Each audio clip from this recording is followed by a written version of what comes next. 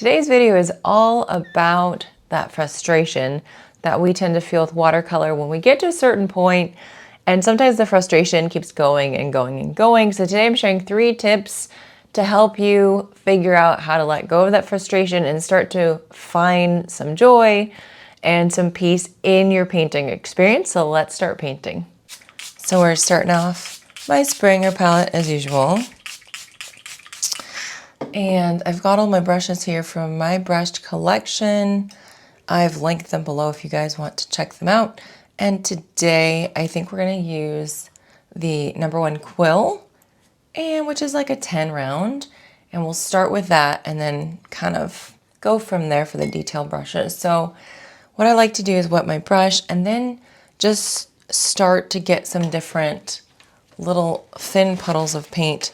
There's a lot of purple in here. I'm not going to use a ton of purple. I might use some. So just kind of cleaning that off. This one is a lovely one, kind of a dirty coral pink, corally color. So I'm going to grab some pink, just take a little bit of paint and swirl with lots of water. Boop, boop. And then I can take some alizarin crimson. So we're getting some slight variations of pinks. And then we can take some orange with some pink. And so whatever colors you're enjoying, put those on your palette. I like to make sure that the flowers have some variation. This one maybe a little bit pinker. They're not too different, but you've got some slightly different variations. So we're going to start by adding those large blooms of the hollyhock. So I like a lot of water on my palette with my paint, and we'll just start going from the outside in. Again, we're working quickly. I say this a lot, from the outside in, using the side of the brush, just trying to create kind of a circular shape for the hollyhock bloom. So going from the outside in. I always encourage you to work quickly so that you're not overthinking the process, because right now it's very easy to be like, okay, do I have it perfectly placed? Let's take some yellow and add that into here. It doesn't matter if it's perfectly placed. What is perfectly placed? This is just a fun, quick painting where we can really get into the process. So if you try to put your brush strokes exactly where I have them, you're going to be frustrated. It's going to be a difficult time, I assume. Maybe your experience will be different, but I don't want that for you. So that's why I encourage you just to go a little bit faster. Just kind of think about the idea of where we're putting the brush strokes, and use your own creative judgment in placement, because you might want to place more blooms than I do, or less, or different shapes, and that's totally fine. Now, as this is still wet, if you want, you could grab a little bit more paint and just kind of paint over a little bit wet on wet for some texture. With this one, this color here, it's just fun to add that in just a little bit. I'm painting fast so that I'm not thinking too much, and I'm just kind of placing marks down. This is a whole activity that's supposed to be fun and relaxing and joyful. Grabbing some pink or some purple now, and I'm going to put another one over here. We're just kind of stacking these guys. Maybe a little bit more of those petals are showing. And that's the nice thing about art, and making it a little bit smaller, that you can just set it up how you want to. Because I can say these are hollyhocks, but I can also make them unique in my own. And they don't have to look exactly like hollyhocks. They can look however I want to paint them. This is supposed to be a very relaxing experience, right? And it's supposed to be helping you to find some peace, some joy. So I did a little side-facing one. We're just stacking them on top of each other. Some little side-facing ones now, little tiny blooms. And then let's do one more at the top. And then kind of call it quits for that. For these guys, if you want to add in a little bit more paint on top, go ahead and do that. It doesn't matter too much because we can go in and add in some colors later. Okay, so I know that we're supposed to be talking about just ways to fix your art when you're frustrated. And I'm going to actually switch to my number 6 round to get some green as we're chatting about that. So one of the big ways that I fix my paint frustration, and I'm going to actually just kind of try to go through here and put a stem in. All right. So nothing too difficult, a couple little marks for some leaves. And I'm going to just really loosely hold this brush and kind of put a stem through here if you can. Just kind of connect it through. It's pretty blocked by the flowers and that's okay, but a little stem right here. So one thing you can do is just to paint something new for you. Let's go ahead and connect these little diagonal lines to connect these blooms. Paint something new for you. So hollyhocks, that's not something that I'm really used to painting. And I just had to kind of work it out, obviously use a reference photo to figure out where I wanted to place things. It gets me out of my comfort zone. Let's grab that larger brush. We're going to add in some leaves. So kind of look at whatever greens you want to use. I'm just going to use what's already on the palette. Really watery paint, holding the brush loosely, dabbing a little so I don't have just a blob on my paper. It helps with water control. Just going to do a little line here for the stem. Press down, kind of curve out, and make a nice little leaf. So let's keep doing that in several places. But getting out of my comfort zone makes me pay more attention to the composition, to the subject. I am learning. I'm on that learning kind of alert. So what I'm doing here is I'm just making sure that the pointy part is pointing towards the blooms so that the outside of that leaf is going to have that really nice rounded shape from the belly of the brush. And just, a few little greens here and there, especially here where you have not much happening, right? There's some good white space. Adding in those greens. And so getting out of your comfort zone can be very helpful to get you a new perspective on how you want to paint. And I just love it. I'm going to dry this and then we're going to start with our details. All right, so everything is dry for this layer. And now we're going to go to my number 2 tip for flowers especially, but it also works for landscapes. And we are going to still use that number 1 quill, which is like that 10 round size. It's using fun, bold details and texture to create, some depth and movement in your painting. So what I want to do is kind of use the same colors that I've used here, but more concentrated. And I'll show you what I mean. So the purple's already hanging out right here. I'm just going to dip in there, grab a little bit more into my puddle. So now I'm darkening up my puddle. I don't want it to be extremely dark, just a little bit darker than that first layer. So I'm going to dab my brush. This is that second layer where I'm going to use more of that water control. I don't want oopy goopy paint just to spread all over the place. So I make sure to dab my brush on my paper towel. Okay, so what I like to do again, side of the brush, and just kind of make these little lines that go from the outside in, a little extra color. So your bold details are what's going to start helping you to feel like your painting is coming together. When I say bold, I can also go in there with a little bit darker color. And sometimes I like to outline the petals. I'm working quickly because I don't want to think too much about where to put stuff. I want you to try this out too.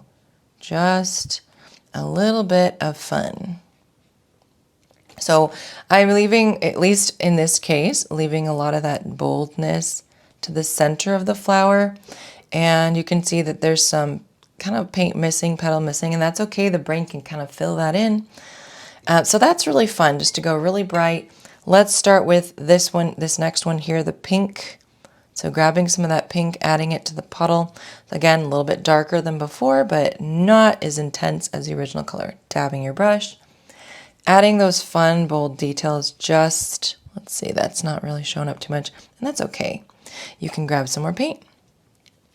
Those bold details, they just add that beautiful, the fluffiness, the pizzazz on this flower. I'm going to go ahead and take the really thin point. That's what I love about a quill, because because they tend to have really thin points, as well as a large belly to hold lots of paint. So it's great. A little bit of some lines here, and then just kind of fluffing up this flower, adding in some pretty pink lines and marks. We will do our center and it's going to make everything come together. But for now, those bold details. So a little bit of yellow in there, a little bit of orange, a little bit of pink. And now we've got that pretty corally color. Dab your brush. And it's the same type of thing. You know, what are you trying to do? Maybe differentiate different petals. So we can kind of go like this, add in some little blobbies. So when I, encourage you to just start adding in some colors, some lines, this is for you to just kind of follow your heart. I know that sounds cheesy, but as you keep painting like this and you're not trying to copy, but just trying out your own style, you're going to start to get a little sense of where you want to place the color, where you want to put that paint down. You just kind of want to get to it right now. If you're really, you're learning and starting out, it feels comfortable, following exactly what a tutorial is showing you. But as you keep making some of these creative decisions yourself, you will start to see ways where you're like, I just want to kind of go around the page and move and put these marks down. Now, if this is too fast for you, absolutely press pause or slow down the actual play of the video, to halftime or whatever is going to make sense for you. But it's also fun just to try stuff. So cleaning the brush, dabbing the brush. You can also go over some of those lines and blend them if they're a little too dark. And, that's a way of kind of starting over or lightening up what you put down if you don't really love it. So that's for these little flowers here. And then for those ones right here at the top, again, that kind of peachy, yellowy color. This one, I just put in some nice little bold marks. Now you can go really dark if you want. I'm just keeping it light for today. A little bit of pink here, dabbing my brush. And then a little bit more over here. These side facings are pretty easy. You don't have to think too much about where you're putting stuff. So I go pretty quickly. For my leaves too, I'd like to darken them up a little bit. So a little bit here. We're just always thinking, how can I add some more contrast to this painting? How can I make it come alive? What also brings me joy as I'm painting it. So I'm going to dry it one more time and then we'll get to the final details. So I'm going to take my number 6 and we're going to do some centers for these flowers. So whatever green you feel comfortable with, I'm going with this green gold, which is a bright yellowy green. So if you don't have that and you want that, you can just add some yellow to maybe kind of a medium green, like a sap green or grass green. And we're just going to do a circle here for the middle. And I'm going pretty thick here with the paint, so a lot less water and a lot more paint. And I like to leave a little highlight. So adding in those circles. And I always love it when I add the middle because that's where I feel all of a sudden your flower's coming to life, right? It's now looking like a flower. And it's, one of those final details that's bringing everything together. So this one also has a center, and then those guys don't. All right, so we've got that in there. I do want to add a little splatter, but first of all, we're going to transform. My third tip is to use a black pen over the top. So if you've never used a black pen, get ready because it's so much fun. Black pen over the top is just going to add in some extra details and especially saves some flowers that you might not love so much. So I'm going to go ahead and dry these centers and then we'll be right back to do our black pen. So just so you know what kind of pen I'm using, this is called a Micron pen and it's a 0.8 size, so it's a bit thicker than some. and it's a great pen, and make sure that everything is dry, because then you can write over the top and it's not going to be a big deal. So if you want to add a lot of line details, you can. If you just want to add in a little bit, for example, this one is looking a little bit blobby, and I'm just going to start adding some details. So I'm literally just kind of going in, just moving, a lot of movement with this pen to create some really loose petals. And they don't have to be perfect, and you don't have to do them on all of your bloom. And if you want, you can add in some little center details. Maybe you just want to do some lines. So this is definitely very intuitive, and that's kind of that painting style that I'm trying to embrace and teach as well. We're just going to go ahead and add these in. Being able to really, play and enjoy, and also, bring your flowers alive. So you can see now, your flowers may not have looked like flowers to you, but you can make them become that. You can even use colored pencils. Let me show you what that looks like. So today I've got a variety of, ways to make your flowers look extra beautiful. Use what you have and the ingredients, the supplies that you have at home. If you want to go and purchase some things, you can get colored pencils and crayons. The idea is just to have so much fun that you're not feeling that frustration with your art. You can change up the color as well. We've got some blue here. And if you just want to leave it the way it is, you don't have to add these details. But I find that adding some of this in can just be so relaxing, and it can really cover up something that you might not have thought turned out the way you wanted. So adding those details, these edges, I'm going very fast because my brain is just trying to get these marks on paper and be playful and not worry. You may not have felt like something turned out, but then you can just play and practice adding in some lines and seeing how you feel about it. If you want to, after those lines, you can even add a little bit more bold color if you're feeling it. You're like, you know what? Now that I did that, I'm going to add a little more expressiveness for some of these. And that's totally fine. Or you can call it quits. This is your art, and it's supposed to be fun. But now you can see that the painting part of it doesn't have to be so precious and specific if you've got those line details that you've put in first or last. Just go in and be bold. What makes you happy? What brings you happiness and joy in this painting experience? I mean, I've had so much fun with this. I really hope you've had it too. And let me know in the comments. Don't forget to like the video, of course, so that other people know we're having a good time. But let me know in the comments what your favorite tip was, what you think you're going to be practicing. Let's do a little bit of splatter, a little bit of runny paint, just tapping around. Make sure you paint for your own happiness, for your own well-being. And if you like what it is, what turns out to be, that's an added bonus, you guys. Friends, I always love painting with you, and I hope that you learned something new today. I always want to highlight several things that's happening over here. First of all, my watercolor brushes, I still have some sets available.